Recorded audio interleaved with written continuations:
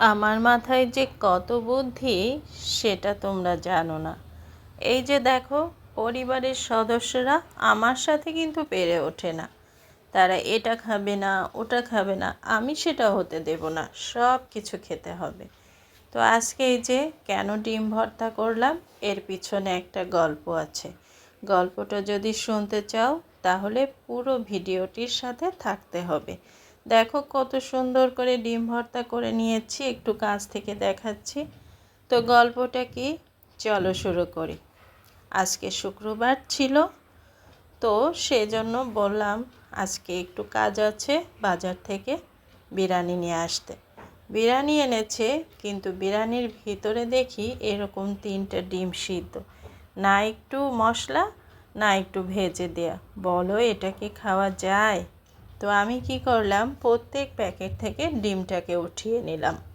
এবার ভালো করে হাত দিয়ে ভেঙে নিয়েছি। আর এখানে তো দেখতেই পেলে যে পেঁয়াজ কুচি, কাঁচামরিচ কুচি, একটু লবণ নিয়েছি। কি করব বলো তো, এখন ভর্তা করে নেব। তাহলে কি হবে, আমার এই যে পরিবারের সদস্যরা বলবে ডিম সিদ্ধ খাবো না, এটা উঠিয়ে রাখো, সে কথা বলার আর সুযোগ রইল না। এখন খেতেই হবে। দেখো সবগুলোকে ডলে ডলে আমি কিভাবে ভর্তা করে নিচ্ছি। আমার ছেলে এসে বলে, আম্মু এটা তুমি কি করলে? ও তো পুরোই অবাক। আমি বললাম কি করেছি মানে, খাবে না, এখন তো খেতেই হবে। ও তো পুরো হেসেই দিল। যাই হোক, খুব ভালোভাবে মেখে নিচ্ছি। এখানে একটু শুকনো মরিচ ভেজে যদি গুঁড়ো করে দেয়া হয় তাহলে কিন্তু আরও ভালো লাগে। তো এভাবে ডলে নেওয়ার পরে উপর থেকে কাঁচা সরিষার তেল ছড়িয়ে দেব।